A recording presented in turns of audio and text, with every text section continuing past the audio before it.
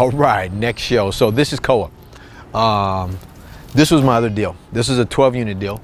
So I picked this one up driving the neighborhoods. So again, not the greatest neighborhood. You can look down this way and see that this was like an older, I don't know who owns this. I think it's owned by the state, like a community type multifamily. And then there's a building right next door to the building that we had. So this was the building we owned, 243, and that's 235, right?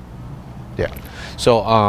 So the good part about this building was that it, again, owned by one owner. They had owned it forever. I found this building driving the neighborhood. Initially found this building because I checked the tax records and I noticed that the owner, the trustees had transferred, but the trustee name did not.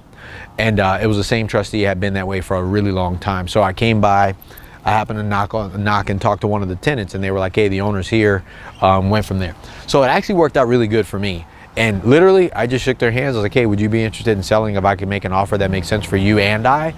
And they said they would entertain it because they were older.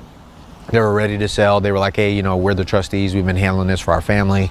We're getting older. We're tired of being over here fixing stuff. So I gave them an offer. I offered them 1.2 on this deal. And they said they would think about it. She got with all the other owners, like, which was her siblings, right? And they were getting older and passing away. The kids didn't want it. Eventually they came back and said, yeah, we can do it, but could you give us, I think it was like, could you give us 4 months? And we were like, sure. So that worked out. I initially went on to raise the money through my other business partner that I had on some other deals that we have. So we initially, it was my deal, and then he came in on this one. So it was the same funds, it was just different funds. So the way that this one worked was, we know that I knew the rents were low because I had just rented, I leased up the building that I also have down the street. So this is a 12 unit building. So there's 8 2s, 4 1s. So I knew that I can lease it up. We did a great job leasing up. We raised the rents for people because they had people who have been in here for 20 years. They're still there. We sold and they're still there, right? So with those people, we just raised the rents a little bit, just a big headache raise. We went in and we took a look at how much was going on inside the units, and we renovated the ones that moved. The other ones, we just raised their rents. And then once we did that, again, as you can tell, or you can't really see it right now, but we redid the parking lot, painted the buildings, redid all the screens, redid the doors, and we went in and we really were like, okay, cool. How do we get the max value out of this deal? Again, driving the area, because we own properties in the area already.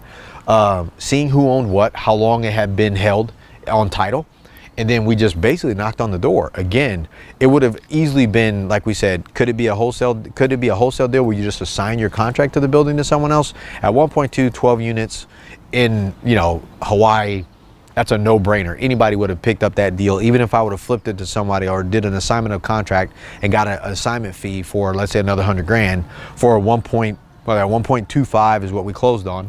If I would have did it for, you know, 1.35, somebody would have bought it. Because after we got it, and we actually did the appraisal before we closed, it appraised for 145. So we came into this with a ton of equity, with the rents in place, because I already knew. And I'll go over how to tell the tale of two stories when you're dealing with your appraisers and the bank, so you can kind of set yourself up for success. Because if you don't know what the hell's going on in your industry, in your market, as it relates to properties you get, you got to tell that story, or they will tell the story for you, and I can promise you the value they give you will be a lot less than you think.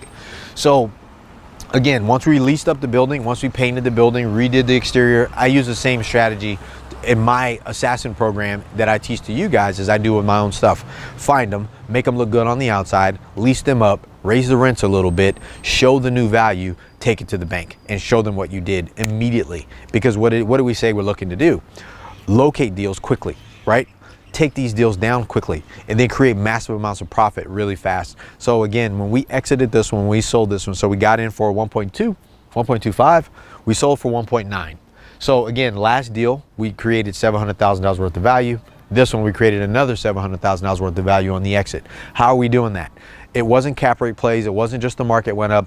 We did the work of what it means. Like when I say, how do you create massive value, massive profits in your apartment buildings fast? And that's what I'm good at doing, right? I have a system for it, and I'm gonna be sharing I share that system with you guys, so you guys really get an understanding of what it takes to do this business, okay? So again, This is the other 12 unit building, because we had this building once we sold this building, you know, and I told you we'll go over it in class exactly how you're going to do that, one, in your own market, and two, how this is a universal thing and how to really make this business make millions of dollars for you and the cash flows that you need to be able to be profitable the whole way. All right. So what did I leave out? Oh yeah, we did a refinance on this one too. So we refinanced this one and we brought it up to, we didn't take out the whole initial investment that came out at sale. So the initial investment for my investor, my partner, he got that back at close, some of it in the refi and then the rest of it at closing, right? And then like I said, the rest of that was the profit margin of that whole project.